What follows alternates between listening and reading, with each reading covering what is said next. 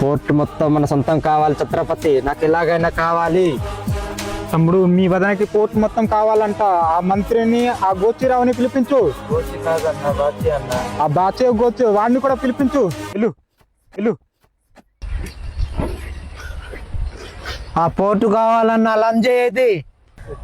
చూడు ఛత్రపతి నన్ను లంజ అంటున్నాడు. అలా అంట వెంట్రా గోచిరావు. నా పేరు గోచిరావు కాదురా, బాచిరావు. ఏదో ఒక్కడిని చంపి పోర్టు మొత్తం కావాలంట వేట్రా నా సొల్లా. నువ్వేం మాట్లాడవేంట్రా మంత్రి? నా అత్తులు పీకడానికి మంత్రి అయ్యేవా? ఏంటి మమ్మీ ఎవడీడు?